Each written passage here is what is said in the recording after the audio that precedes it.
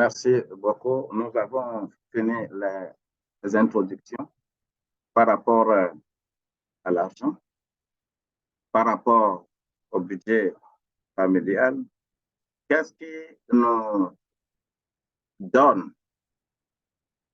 la force ou l'opportunité d'être dans une telle présentation? Le budget familial, je le répète encore, que c'est un élément qui nous appauvrit ou nous enrichit. Beaucoup de gens gagnent le minimum, mais ne pourront rien réaliser parce qu'ils ne sont pas prêts pour se soumettre à une rigueur familiale. Alors, je voudrais d'abord maintenant définir ce que c'est le budget familial.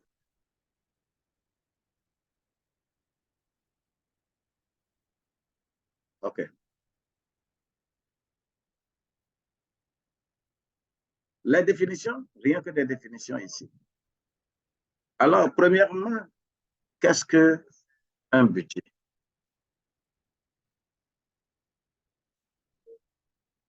Laisse-moi nous dire que le budget est la prévision équilibrée entre les recettes et les dépenses d'une entité sur une période donnée. Je répète, le budget, c'est la prévision. Il faut bien souligner le mot prévision. Le budget ne veut pas dire que vous avez déjà l'argent dans un sac quelque part que vous allez prendre. Non. Prévision équilibrée entre les recettes et les dépenses d'une entité pendant une période donnée. Cela veut dire que quand on parle d'une entité, la famille est une entité, l'entreprise est une entité, l'organisation est une entité, votre association est une entité. Et là où 2 ou 3 personnes se regroupent et veulent vivre ensemble, veulent faire quelque chose ensemble, c'est une entité. Si vous n'avez pas bien planifié les choses que vous allez faire là-bas, eh bien, vous allez toujours vous quereller. Il existe plusieurs types de budget. Quelqu'un va me dire de budget mental, c'est-à-dire il a tout dans sa tête. Il y a certaines personnes qui sont très, très, très fortes. Ce qui s'est passé il y a 10 ans, 15 ans, 20 ans, là. Hein, il a tout dans sa tête. Et il peut se rappeler. Il mémorise tout ça là. Pour une bonne gestion, c'est la manière la plus démoniaque de gérer un groupe. Parce que ça y est dans ta tête. Personne ne connaît ça. C'est toi seul qui mémorise. Et c'est dangereux. D'autres vont dire, nous allons faire un budget physique. Et ce budget-là, qu'est-ce que nous constatons? Vous allez voir, par exemple, nos bonnes femmes qui vendent du piment, oignons, poissons, l'ensemble là, l'argent du poisson est dans chose de poisson. L'argent de oignon est là-bas. L'argent de arachide est là-bas. L'argent de thym est là-bas. De telle manière que même lorsque quelqu'un vient pour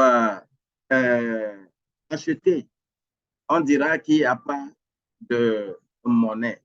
Alors que quand on réunissait tout ça là, on pouvait trouver de la monnaie. Bien aimé, le budget physique aussi, c'est vraiment à voir. Et on va préparer des enveloppes. Ça là, c'est l'enveloppe de ça là, c'est l'enveloppe de ça là, c'est l'enveloppe de ça. C'est un peu dangereux. Alors, nous devons savoir ce qu'il faut faire. Nous allons parler du budget écrit, c'est-à-dire toutes les ressources, toutes les dépenses, que ce soit les charges fixes, les charges variables, sont répertoriées quelque part. C'est la meilleure manière. C'est la meilleure manière. Il peut être déficitaire, ce budget-là. Il peut être équilibré. Il peut être excédentaire. Quand c'est déficitaire, qu'est-ce que nous allons faire? Quand c'est équilibré, qu'est-ce que nous allons faire? Parce que c'est l'idéal. Et quand c'est sédentaire, qu'est-ce que nous allons faire avec les excédents? C'est à décider au début. Ce n'est pas à décider à la fin.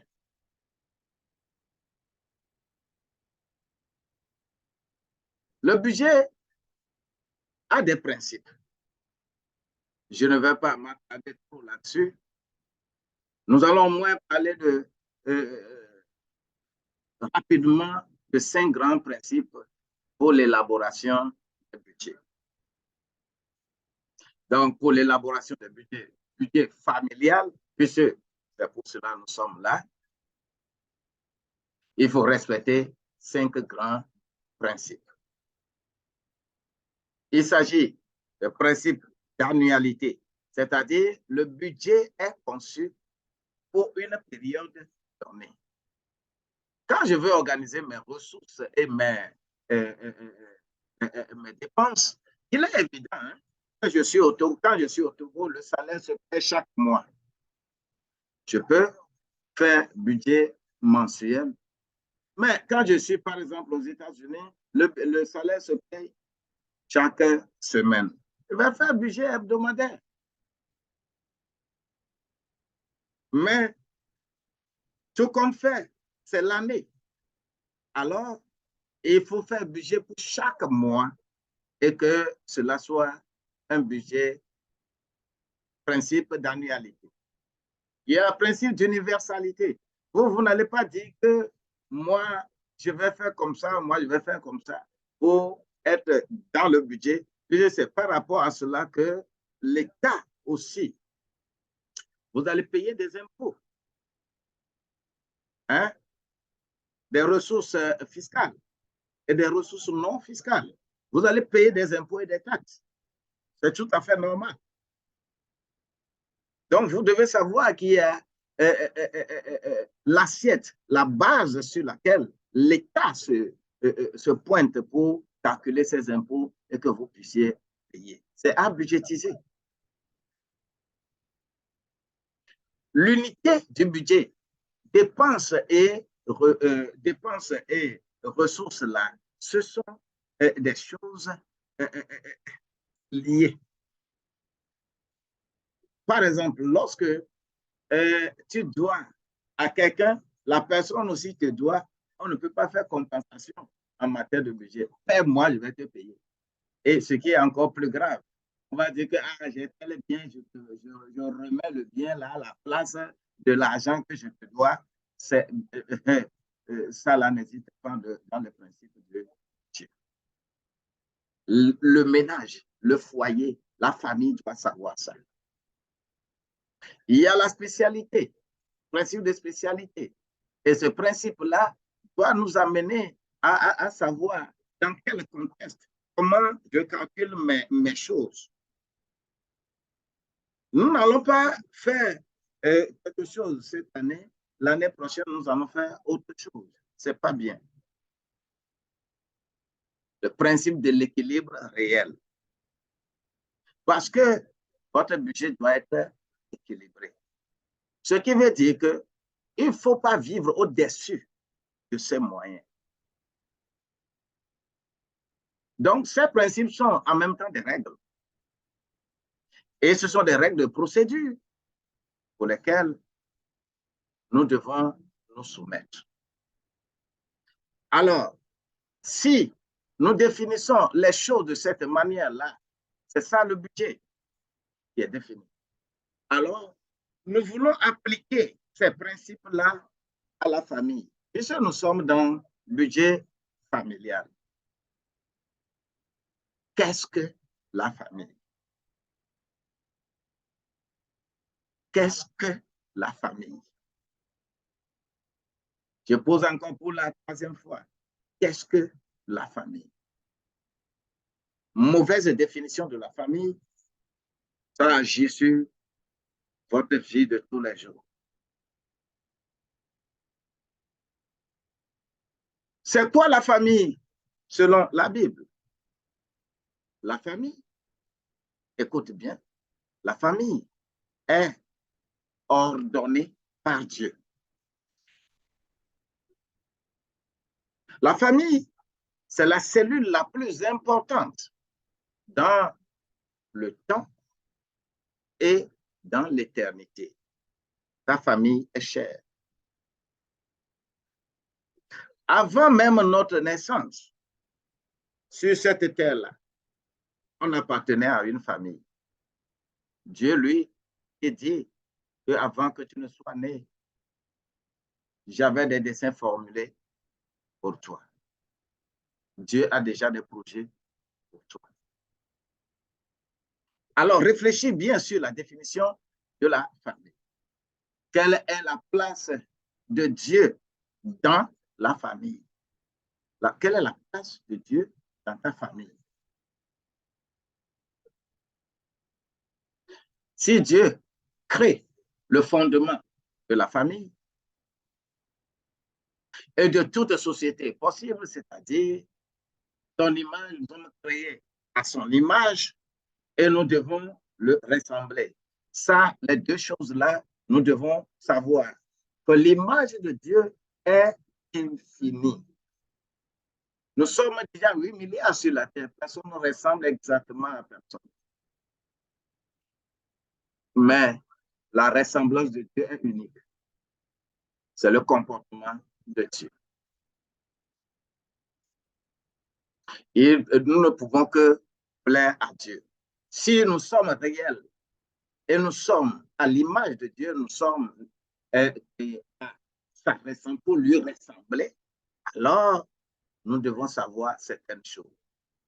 Excusez-moi, j'ai mis certains versets bibliques, mais je veux que ça soit universel.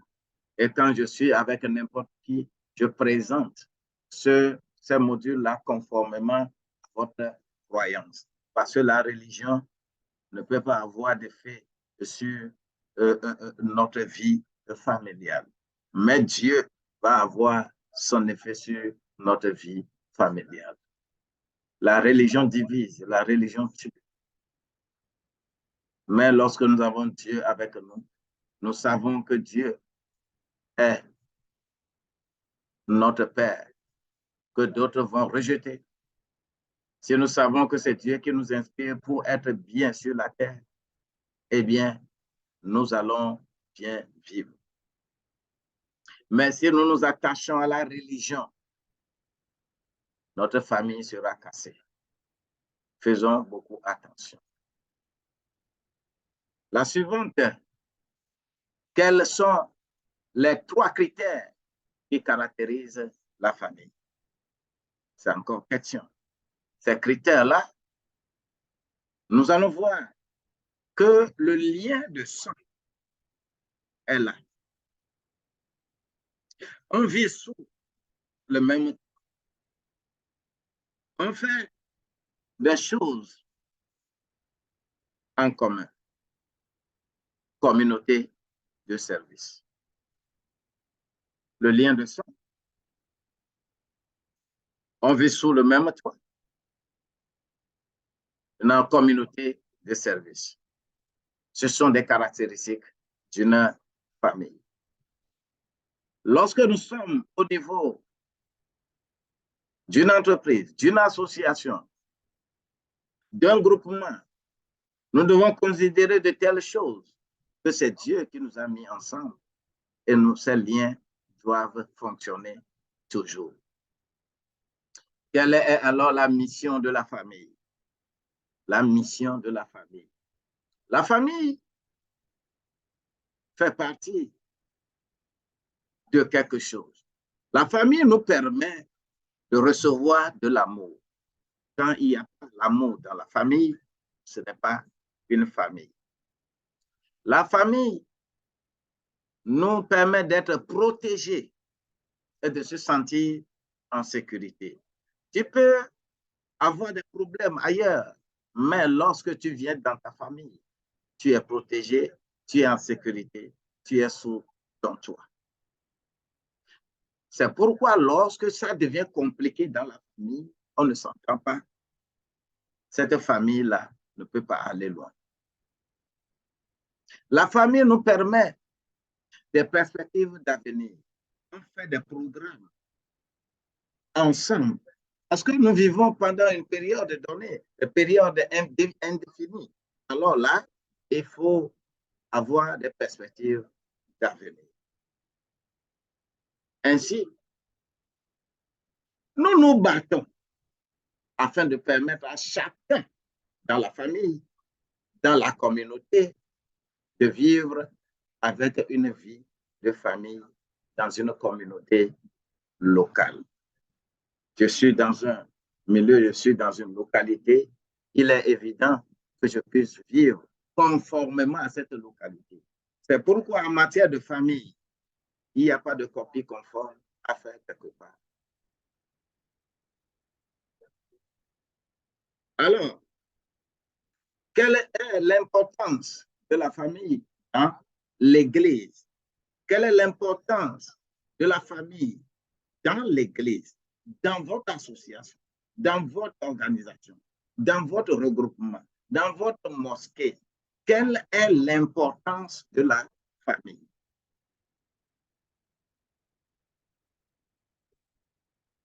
C'est dans ce contexte que les parents ont un devoir sacré.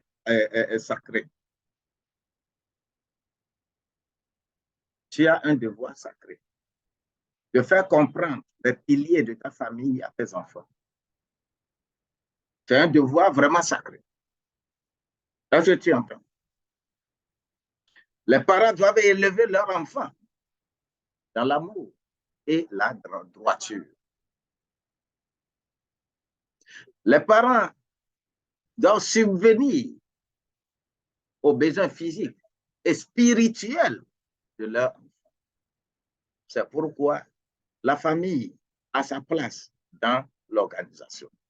L'éducation que tu as reçue chez toi, c'est l'éducation que tu vas amener dans le public. Quand tu es mal élevé, la famille, le groupe te verra que tu es effectivement mal élevé. Quand tu te comportes vraiment très mal, on va dire que tu es dimapla, tu es mal élevé. On a insulté tes parents. Le parent doit être conscient de cela. La famille permet de prendre, oui, d'apprendre et de s'aimer. Nous devons nous aimer. La famille doit nous apprendre à servir l'autre. L'individualisme qui s'installe en Occident ne doit pas être la même chose en Afrique. Pourquoi? Parce que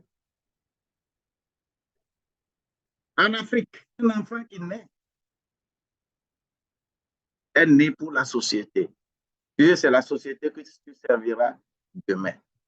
Tu dois être éduqué à être conscient, à être regardant, à être poli envers la société. Cela s'avère nécessaire pour qu'on parle de civisme. La famille doit nous permettre, les parents, ce devoir sacré-là, nous permet d'observer les commandements de Dieu. Aujourd'hui, ce n'est pas une affaire de commandement d'une religion, bien-aimé. Notre défaut fondamental est que papa et maman imposent religion aux enfants. Il faut parler aux enfants, il faut parler de Dieu aux enfants. Il faut parler de cette éthique-là, de Dieu à ses enfants. Il ne faut pas rendre les enfants religieux. Les enfants qui sont superbement éduqués de façon religieuse constituent des dangers pour la société. L'enfant est universel. L'enfant n'appartient à aucune religion. L'enfant appartient à Dieu. Partout où l'enfant sera, doit se comporter et être conforme à ce milieu-là. Alors, les parents ont ce devoir sacré d'éduquer les enfants à être de bons citoyens, des citoyens respectueux des lois où qu'ils vivent, partout où tu vis. Si l'enfant est très bien élevé, quand l'enfant se retrouve dans n'importe quel pays, l'enfant sera capable de respecter la loi de ce pays-là. Pas la loi de la religion. Il faut être des citoyens capables d'impacter toute la nation et non ta religion. Nous devons être éduqués. C'est ça la famille, le rôle de la famille. La famille est très importante dans l'éducation des enfants. La société, la bonne ou la mauvaise société dépend de la famille. La famille, c'est quoi? Pouvons-nous connaître des types de familles? Aujourd'hui, c'est vrai, on va élargir. Donc, la famille nucléaire, quand vous voyez les familles européennes, ainsi de suite, les Occidentaux ont leur famille, leur notion de famille. La famille africaine a sa définition. La famille est élargie. La famille professionnelle, c'est-à-dire là où vous travaillez, c'est une famille. L'organisation à laquelle vous appartenez, c'est une famille. La famille socio-religieuse, communautaire, nous avons besoin de circonscrire toutes ces catégories, ce type de famille. Famille nucléaire, famille élargie, famille professionnelle, famille socio-religieuse, communautaire. Si nous comprenons ces choses-là, nous pouvons rapidement adapter notre vie à ce que la nation veut de nous. C'est de la famille que sort le foyer. Écoutez, hein, nous avons défini la famille. D'accord, c'est bon. Mais la famille demeure la famille. Mais le foyer est différent de la famille. Qu'est-ce qu'on appelle le foyer? Je voudrais faire de ceci une troisième présentation. Que le Seigneur nous aide. Que le Seigneur soit avec nous. Et que nous puissions revenir dans quelques 10 minutes pour également cette présentation. Nous avons fini avec la définition de la famille. Maintenant, il faut définir le foyer. Puisque le budget familial va s'appliquer au foyer et non à la famille. Alors, nous devons être conscients de ce que nous sommes en train de faire. Que Dieu nous bénisse. Je reviens pour présenter ce que c'est le foyer.